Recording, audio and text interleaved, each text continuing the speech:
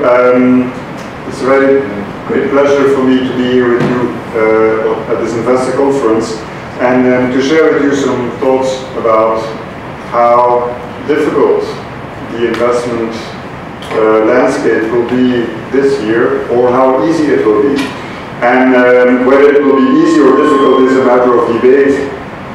If you look at the picture, driving down this road is going to be complex.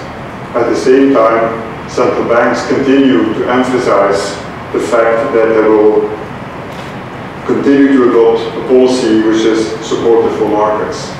And these are a number of topics that I will discuss during my talk. Dobrý den, vítám vás. Jsem rád, že s vámi mohu diskutovat nebo prodiskutovat, jak jednoduchý či složitý tento rok bude pro investory. Na jednu stranu je to velmi komplexní situace a vypadá to, že by to mohlo vypadat podobně z trhy, nebo že by tedy mohly dopadnout podobně, jako naznačuje ona velmi divoká, řekl bych, silnice na obrázku. Na straně druhé tu máme centrální banky a ty budou s velkou pravděpodobností i nadále volit politiku, která trhu pomáhá nebo která je pro trhy pozitivní. The key message I want to start with is a very simple one. Anybody in the room who up until now has decided not to take risk should make up his or her mind today or tomorrow, and that is to say, well, I am now going to take some risk at last. If you're not going to do it now, then you will have to wait for at least 2 or 3 years before moving into that direction. So it's really an environment where it's now or never. Na úvod jedna velmi důležitá pobídka, jak řekl, ten, kdo dosud se nerozhodl zariskovat, by tak měl udělat teď, hned. Zda riskovat chce, anebo ne, protože příležitost s rizikem nebo riskem spojených teď 2 až 3 roky nebude moc, pokud nějaké podobná příležitost, jinými slovy, bude opět za 2 až 3 roky. To explain to you and to convince you why it's an environment that lends itself to risk-taking, to looking at equity markets, I will use the framework of 6 boxes, 6 drivers of the behavior of financial markets in the coming months. And you will have to pay attention to the colors, because all of these boxes will have a color, and this is the color scheme. So red, dark red is not good, that's very negative for markets, and dark green is very positive for markets. V průběhu své prezentace budu používat 3 podobné tabulky o 6 polích. Sledujte barvy, tak jako na semaforu. Tmavě červená, nebo červená obecně, není příliš dobrý signál, nebo signalizuje, že nemáme před sebou příliš dobré vyhlídky. Naopak tmavě zelená nebo zelená obecně znamená pozitivní budoucnost. So let's start with economic growth. This is what one can call a heat map. It shows you how warm or cold the temperature is in different parts of the world. Red means it's getting warmer from an economic perspective. Dark blue means it's getting colder and colder. Začínáme mapou světa. Červená nebo tmavě červená znamená, že ekonomická aktivita se navyšuje, že ekonomika začíná jet, jak se u nás hezky česky říká. Naopak tmavě modrá nebo modrá obecně znamená chlad a nepříliš aktivní ekonomiku. What you see is that there is the left part of the chart has a lot of red. This left part consists of the developed economies, of the OECD economies. Z pohledu vašeho na straně levé, z pohledu našeho na straně pravé je hodně červené. To jsou rozvinuté OECD ekonomiky a tam to vypadá dobře. And on the right hand side you have more blue. So there is the picture is more mixed, and these are emerging markets, specifically in Asia and Latin America. Z pohledu vašeho na straně pravé je mnohem víc, řekněme, smíšený pohled. Je tam červená i modrá a právě tam naleznete rozvíjející se ekonomiky.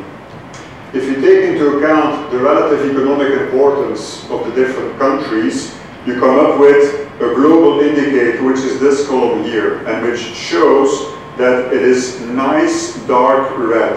So that means that the global economic environment has been improving quite a bit in the second half of 2013. Pokud z toho uděláme mix, zjistíme, že globální ekonomika jede, že se daří, máme to pěkně červené, slovy vyjádřeno v grafu, který zde budeme používat. So all in all, we can say that the score of the growth factor as a driver of financial markets is green, is rather positive. Růst jako takový je jinými slovy zelený, v tom našem grafickém znázornění, znamená, že je něčím, co lze považovat za faktor pozitivní nebo pozitivní signál a zprávu pro trhy. On inflation, we can be very relaxed. There is no inflation concern wherever you look.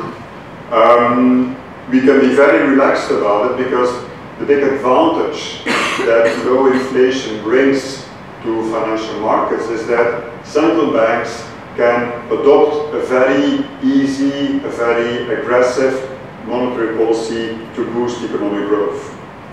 Inflace se v tuto chvíli tu bát nemusíme, což je velmi dobrá zpráva, protože díky tomu centrální banky i nadále mohou praktikovat velmi uvolněnou měnovou politiku. This slide shows the decline of inflation in the Eurozone, and it is this development which has pushed the European Central Bank into easing its monetary policy, and it is this development which still leaves room for additional monetary policy decisions taken by the ECB in the coming months. Tento graf znázorňuje inflaci, respektive vývoj inflace v jednotlivých zemích eurozóny a v eurozóně jako takové.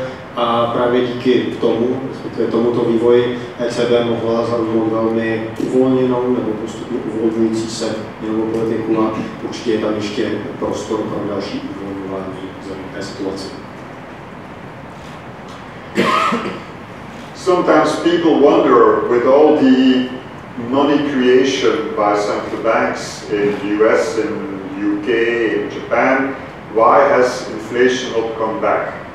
And the reason why inflation has not yet come back is that, one, the increase in money supply has had an impact on financial assets and on property, but not on the real economic activity. And then the second reason is competitive pressure.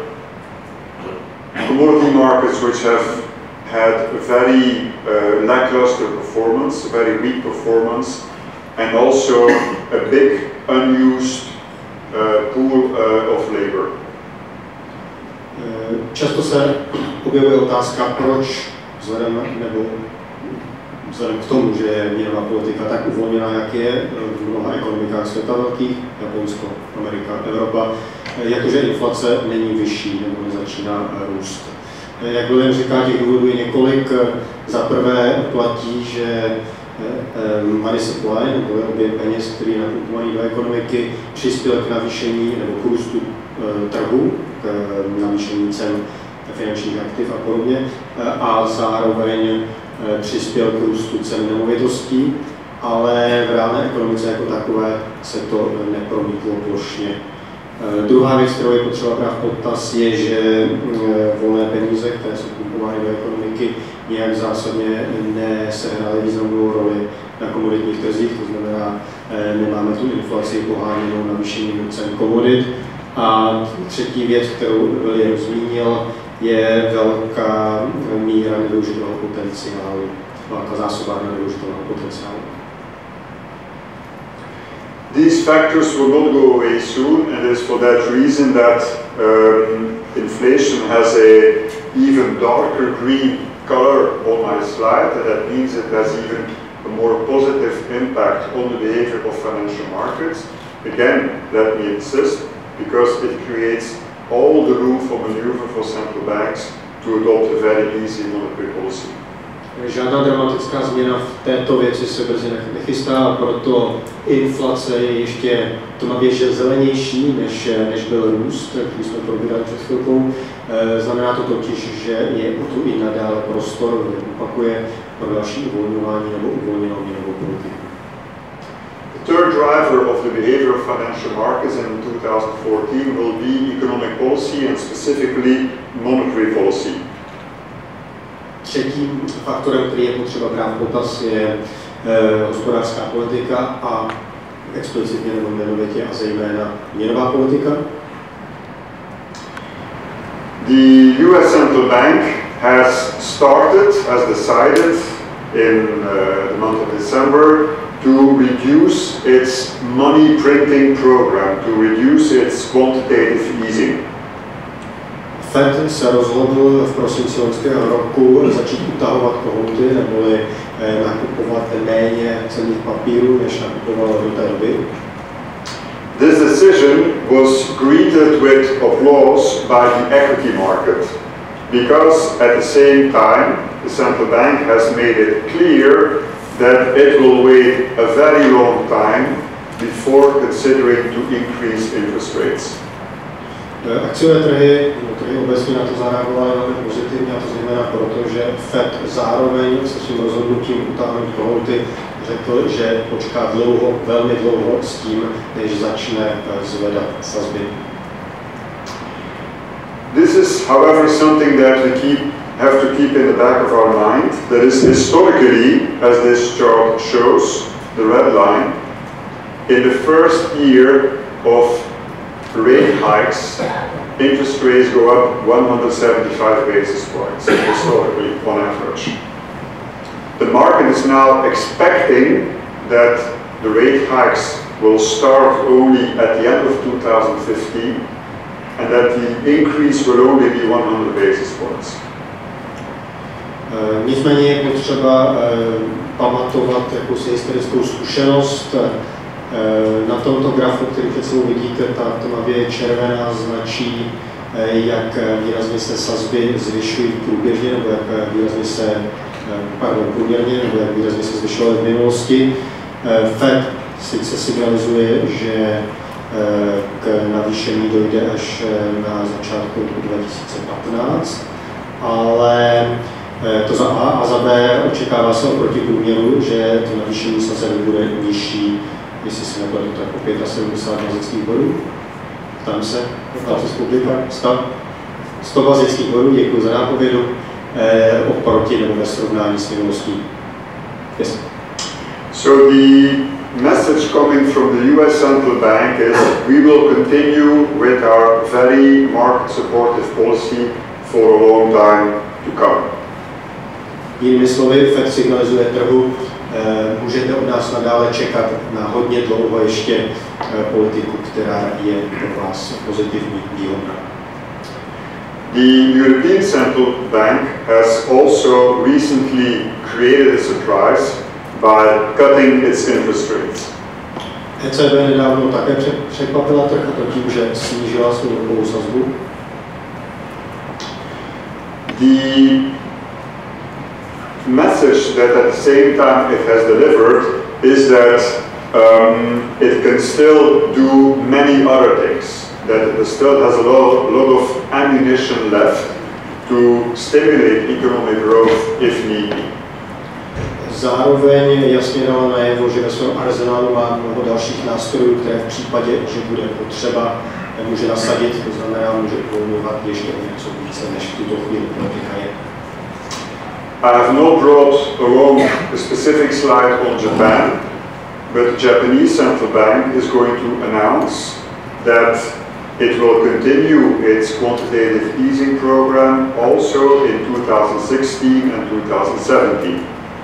A Japonsko, které tu nemáme na slajdu, tak brzy oznámí, nebo Japonská centrální banka brzy oznámí, že bude nadále podporovat ekonomiku, nadále bude praktikovat tzv. Kvantitativní uvolňování i v roce 2016 a 2017.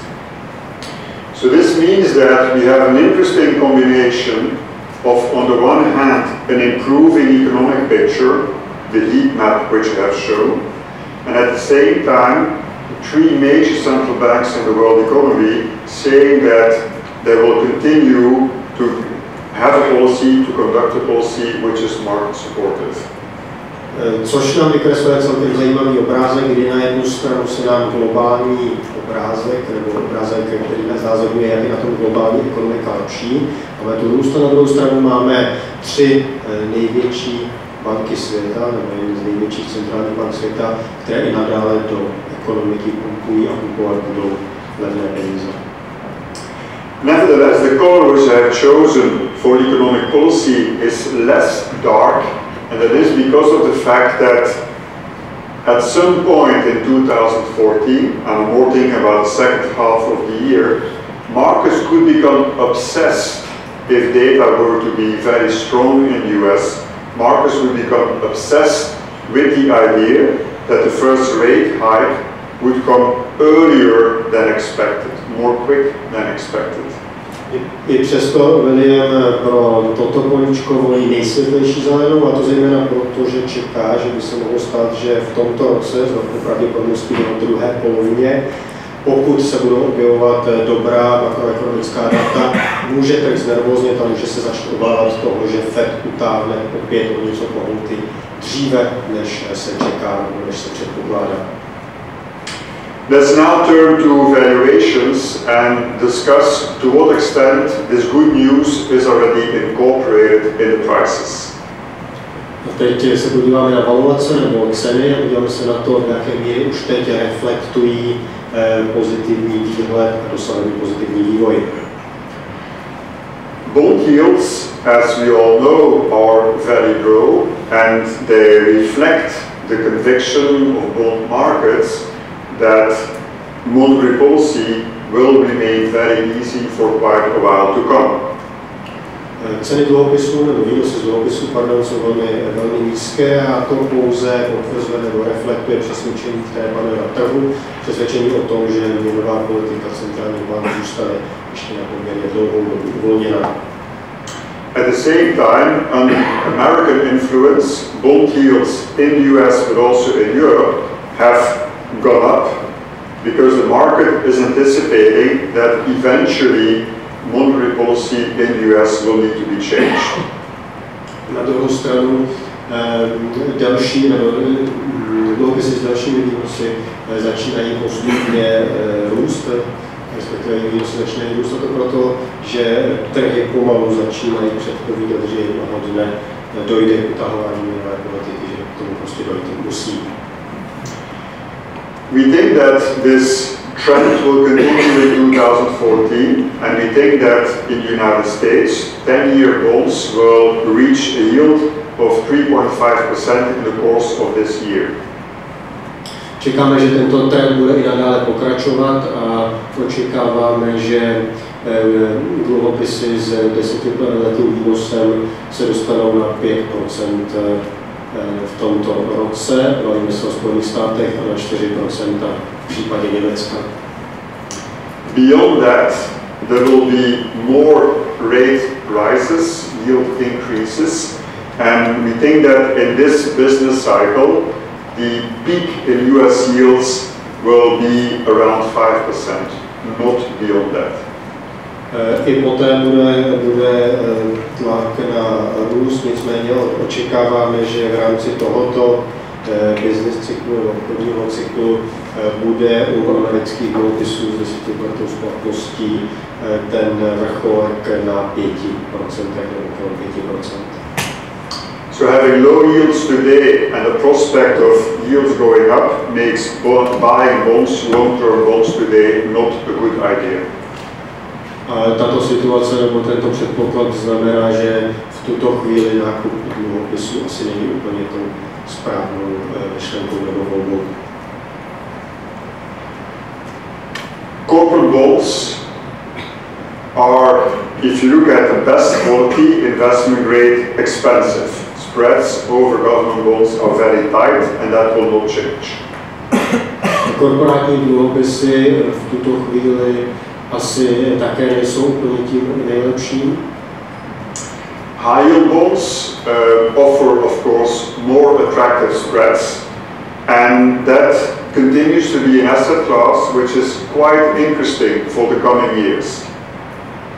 Předchozí samozřejmě platí pro ty dluhopisy korporátní, které se svými výnosy blíží státním dluhopisům, tak si to mluvilo. Jsou tu i dluhopisy korporátní, které nabízí mnohem vyšší výnosy, ale tam se něco zajímavého najít určitě dá. The reason is that with an improving economic environment and very easy monetary policy, the risk of seeing an increase in default rates is very low. Tou příčinou nebo zdůvodnění, které lidé používá, je, že pokud vezmeme v potaz současný vývoj ekonomiky na straně jedné a na straně druhé očekávanou uvolněnou měnovou politiku ze strany centrálních bank, tak se dá čekat, že počet defaultů nebo bankrotů, řekněme česky, se asi zvyšovat příliš nebude. So for somebody looking to invest in bonds, I would recommend to more look at high yield bonds. Proto pokud už někdo zájem o dluhopisy má, tak doporučuje, ať se podívá na ty dluhopisy, korporátní dluhopisy, které mají vyšší výnosnost. Another asset class in fixed income which is interesting is emerging debt in external currency, as it is called. That means bonds issued by emerging market countries but issued either in dollar or in euro. Další zajímavou kategorii v tuto chvíli, pokud jde o fixed income, takzvaný fixed income, jsou dluhopisy rozvíjejících se zemí, a to tedy dluhopisy vydávané buď v dolarech nebo v eurech. We think that the spreads are attractive compared to the underlying economic fundamentals of these countries, and we think that the nervousness in the market that we have seen in 2013 has been exaggerated. Pokud vezmeme jejich situaci nebo skutečnou situaci tamní ekonomiky a risk premium, který si v tuto chvíli trh počítá, tak a jeho tým má pocit, že je to přehnané, že je trh příliš nervózní a tudíž to otvírá potenciál pro nějaký zajímavý obchod nákup. The view that we have on the dollar is to see a strengthening of the US currency compared to the euro, and that strengthening will pick up speed as we get closer to the first rate hike in the United States. Co se dolaru týče, dolaru čekáme, že bude posilovat a toto posilování bude nabírat na síle s tím, jak se bude blížit alespoň v myslích obchodníků chvíle, kdy Fed začne opět utahovat nebo něco utáhne svoji politiku. The dollar is also interesting in 2014 and 2015 from the perspective of negative correlation. Dolar je zároveň zajímavý a bude zajímavý v letech 2014 a 2015 kvůli nebo díky své tzv. Negativní korelaci. What I mean is that if economic growth in the US would be too strong, equity markets would suffer, but the dollar would rally. So having a portfolio which is invested in equities because of the improving growth outlook, but also having dollar exposure is an attractive combination. Co tím myslí, je to, že v případě, že by americká ekonomika rostla silněji nebo robustněji, než se čeká, tak by asi začaly trpět akcie, ale zároveň by začal posilovat dolar. To znamená, kombinace investicí do amerických akcí a amerického dolaru v tuto chvíli nabízí zajímavý mix. Commodities we think are rather unattractive as an asset class this year because the growth is too slow to create a bull market in commodities. Komodity tento rok nebudou nějak zajímavé. Důvodem je to, že růst není až tak robustní nebo tak silný, aby na komoditní trhy přivedl býka, abych tak použil metaforu, nebo aby zapříčili nějaký zásadní rychlý růst na komoditních trzích.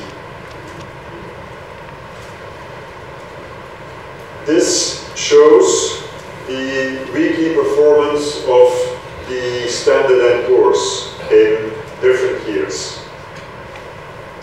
Tato tabulka, doufám, že William nebude chtít jít číslo po čísle, znázorňuje, jak se po týdnu vyvíjel index S&P 500.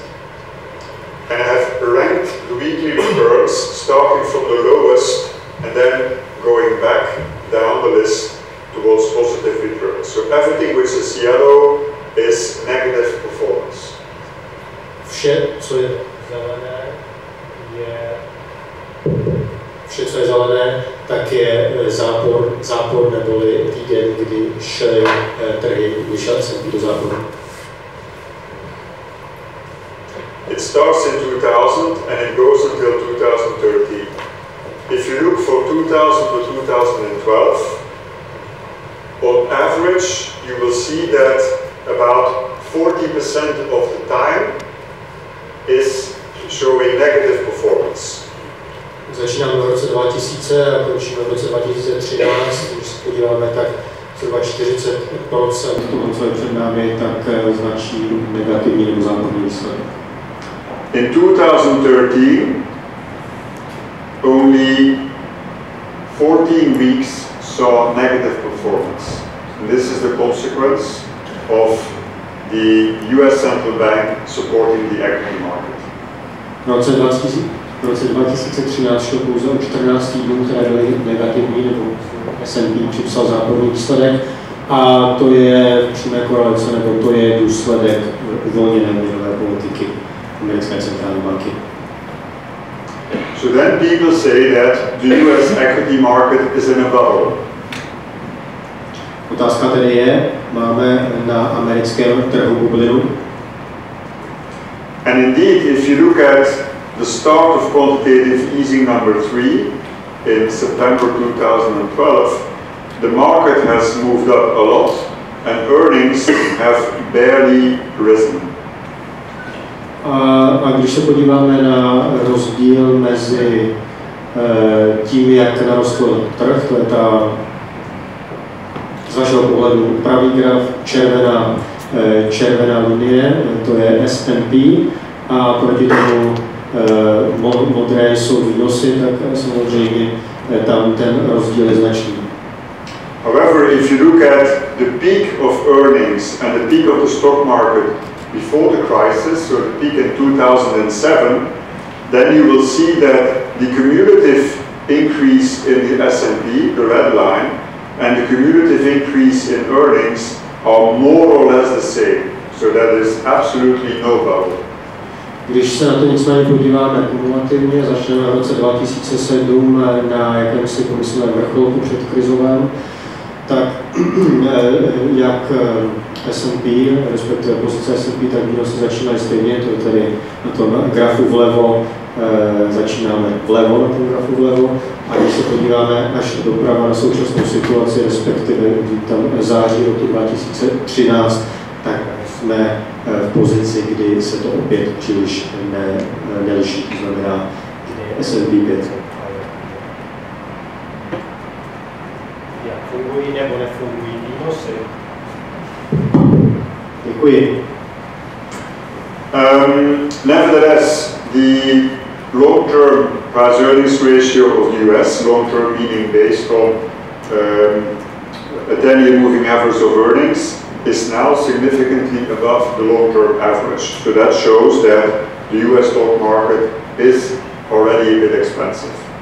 Nicméně takzvané PE ratio je rozhodně nad dlouhodobým průměrem, což znamená, že americký trh jako takový určitě je drahý nebo dražší.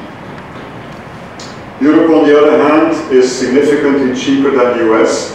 These lines show the difference in valuation between Europe and the US.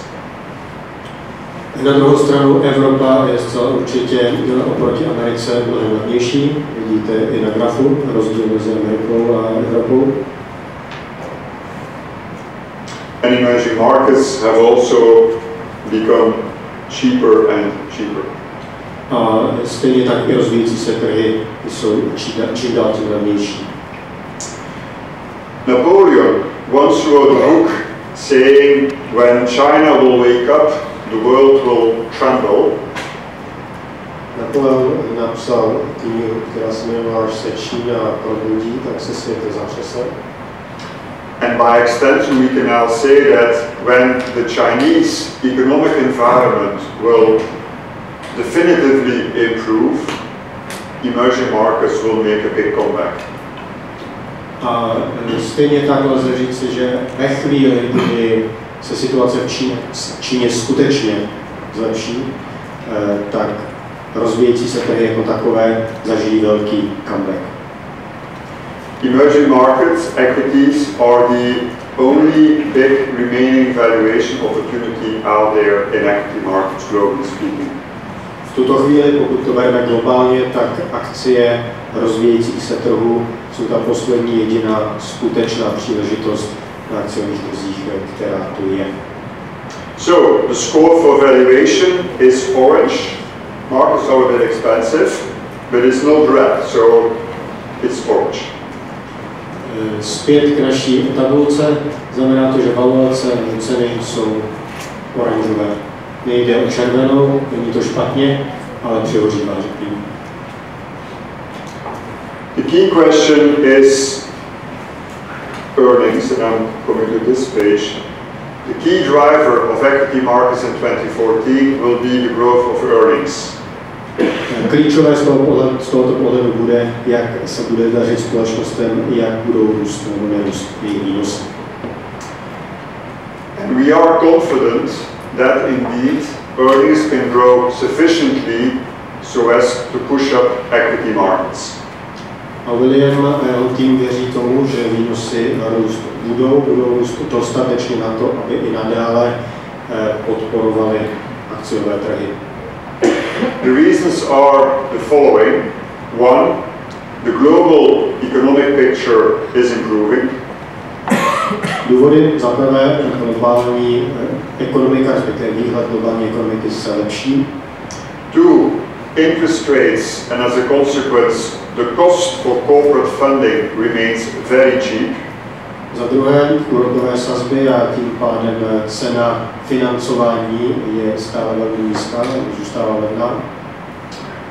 Point number three, that in a number of regions, I'm specifically thinking of Europe, but also emerging markets, the potential for increased profit margins is big, is considerable.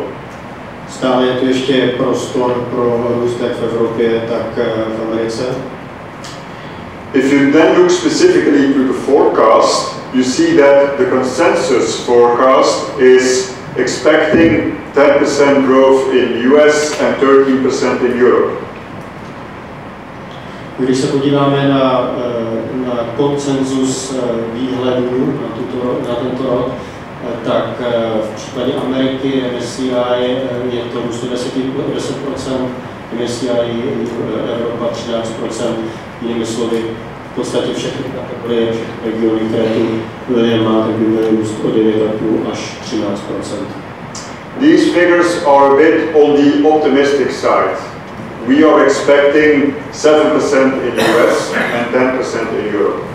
William myslí, že je to trochu optimistické nebo příliš optimistické.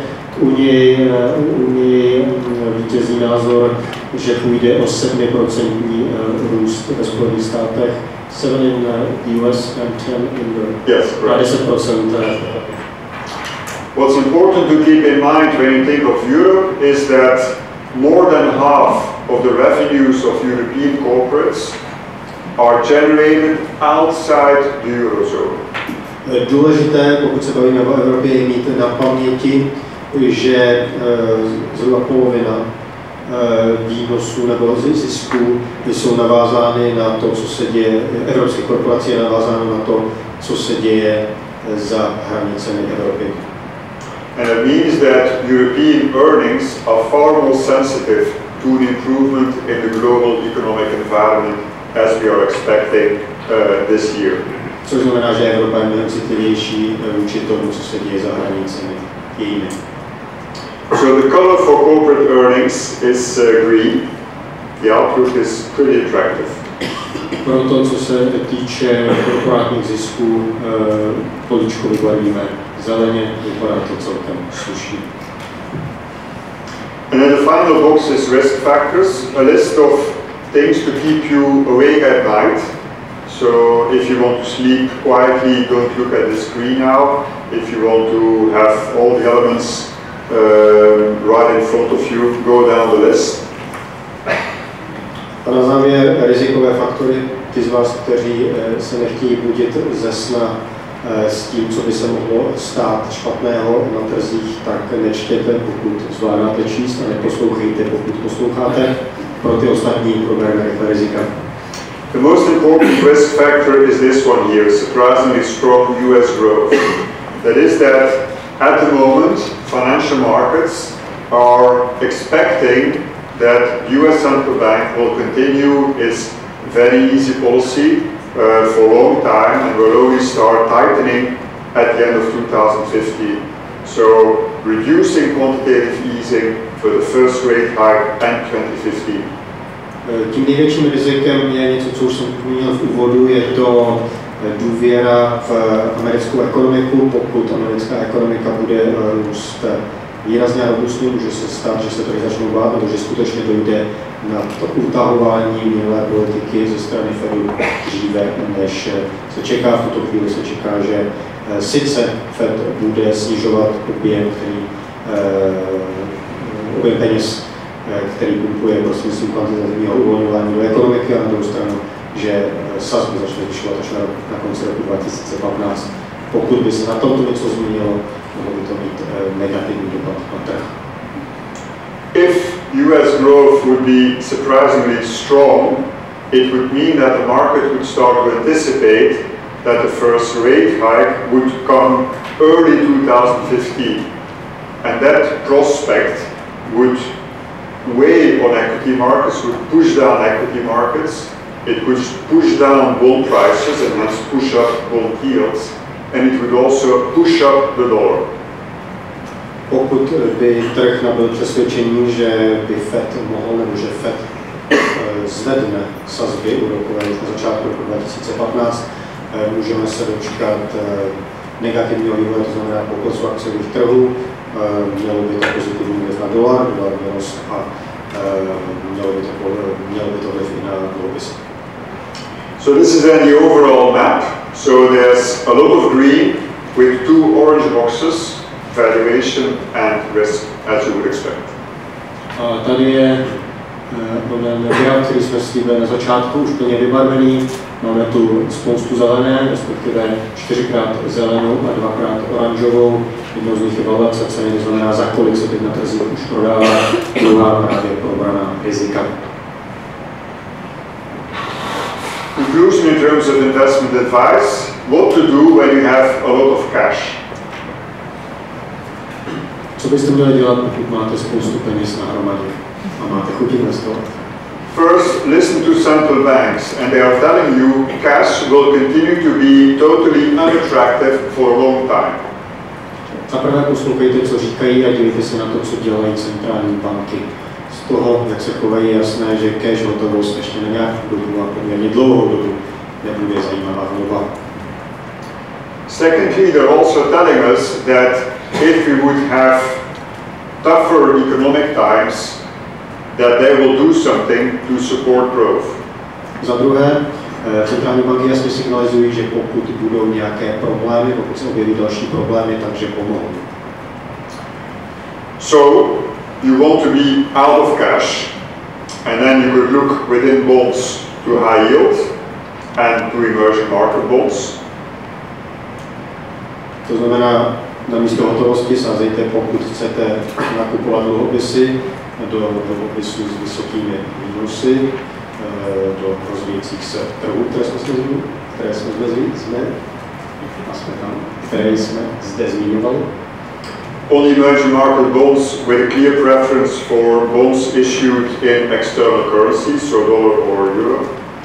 Co se rozvíjejících se zemí týče a jejich dluhopisů, tak tam jde o dluhopisy nebo doporučené dluhopisy denominované v cizích měnách, znamená dolar, euro. You could then look to more risky assets and buy convertible bonds as a go-between between pure bonds and equities. Možnosti jsou taky konvertibilní bondy nebo dluhopisy, to znamená ty, kde je možné přecházet dvěma typy aktiva. And then within equities, a preference for European equities and emerging. Co se akcí týče evropské a rozvíjející se trhy. Japan is a more difficult call to make. It's very dependent on the evolution of the Japanese currency.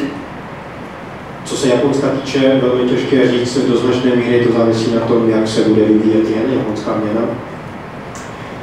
But the real challenge in Japan is that there has been a lot of optimism related to the economic policy of the new prime minister, whereas now increasingly investors are waiting to see action on a more structural perspective. Jisté riziko, které je s Japonskem spojené, je to, že mnoho optimismu a ta vlna, na které Japonsko surfovalo doteď, bylo spojené s Abenomikou, nebo politikou, jak premiéra jeho vlády, tak japonské centrální banky. V tuto chvíli čím dál tím víc trhy experti požadují strukturální změnu, to znamená něco systémového. And within emerging equities, you have to keep in mind that a lot of the equity market evolution will be driven by political developments, considering that there are elections in many countries. A ještě jedna věc, kterou je potřeba mít na paměti v případě akcí, a to je, že akciovými trhy může a bude hýbat politika. V mnoha zemích budou volby a ty se mohou na trhu promítnout. To illustrate, you have elections this year in Brazil, India, Indonesia, Turkey, and a number of other countries. Brazílie, Indie, Indonésie, Turecko, mnoho dalších zajímavých, tradičně investorů oblíbených zemí letos zažije volby. The markets we would particularly look at this moment would be Russia and China. V tuto chvíli Rusko a Čína, to jsou dva trhy, které William doporučuje minimálně snažit udělat. And then the final point is that we expect that the dollar is going to strengthen against the euro. A poslední bod, dolar vůči euro posílí. So I thank you for your attention and for the translation. Thank you, William. Now we have 5 to 7 minutes. Tam vzadu se hlásí velmi vehementně mladík a zaslouží si slovo za to. Hello, I'll try to ask my question in English. So the question is, you mentioned that the corporate earnings will look solid. Which particular sectors or industries are the most favorable? Thank you. Které sektory průmyslové nebo které oblasti se domníváte, že budou zajímavé? Teď se bavíme o společnostech, které jsou odkládány na burze a jejich výnosech, nebo očekávaných výnosech. Yeah. Excellent question. I'm going to disappoint you because the majority of our equity teams in our company do not run sector strategies. And they follow a pure bottom-up approach in terms of stock picking, so we do not have a very active sector rotation strategy. An exception to that rule is our global emerging equities team, and they follow sector themes. And what they have been emphasizing for many months now, actually from the middle of 2013, is to have more cyclical exposure, simply because of the fact that the global cyclical environment is improving and will continue to improve. And that because of the prospect of a, well, eventually less, well, from an eventual change in US monetary policy, that the traditional defensive high-yielding sectors are less attractive. So the move to cyclical, that is what they have done, and also out of the what is called the old proxies. But let me insist on the fact that for instance, US and Europe, we do not follow a sector rotation strategy. Velmi stručné summary toho, co bylo řečeno. BNP Paribas neuvažuje nebo neobchoduje v jakémsi rámci daném jednotlivými sektory, nebo nedívá se na trh prostřednictvím analýzy jednotlivých sektorů, ale dívá se na jednotlivé tituly. Výjimkou jsou rozvíjející se trhy. Nicméně jako jedno pravidlo pro tuto chvíli William říká cyklické tituly. Tam je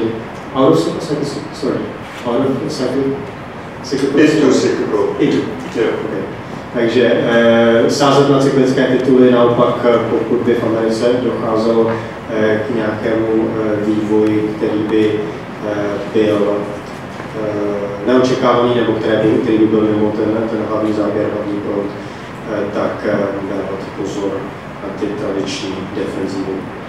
In Europe, one of the sectors which is interesting against this background of cyclical improvement and very low interest rates is the banking sector. And the reason is that because of the cyclical improvement in combination with low interest rates, you would expect that the non-performing loans actually will go down. This is something which should be supported for that sector. Jedním ze sektorů, které by mohly benefitovat prospívat ze současného cyklu, jsou bankovní doby v Evropě. Na jednu stranu se čeká růst ekonomiky, na druhou stranu uvolněná měnová politika by mohla znamenat, že špatně splácené nebo nesplácené úvěry nebudou narůstat nebo jich budou bývat, co by se mělo v bankovních bilancích nebo na zdraví bank určitě podepsat pozitivně. Ještě jeden dotaz, pokud máme. Can you give us a couple of reasons why you like Russian equities? Několik důvodů, proč ruské akcie. The top-down reason is it's highly sensitive to cyclical developments in China. The bottom-up reason is a fantastic market for stock picking. It's still a high degree of inefficiency in the market, and it gives lots of room to add value via stock picking. So these are the two very simple reasons. Dva důvody. Důvod makro, nebo jak si znal hledu, je ten, že Rusko do značné míry je ve vleku cyklu čínského, hospodářského cyklu čínského, mohlo by tak profitovat z oživení v Číně. Pohled od spodu, abych tak řekl, je tam spousta zajímavých společností a jde jen o to dělat tzv. Stock picking, to znamená probrat si jimi a najít, kde ta hodnota je. It also implies that they would not buy an exchange rated fund in Russia for the various reasons, for the obvious reason that you want to have the alpha generation from active management, active stock picking in Russia. Can you repeat this one time? For that reason as well, I do not think that Russia is a market that you should go in passively. You have to go in as an active investor, as a stock picker. Což znamená, že nemá smysl do Ruska jít jako pasivní investor, který čeká, má smysl být aktivní, to znamená hledat, kde hodnota je, dívat se, analyzovat, hrát aktivně, myslím.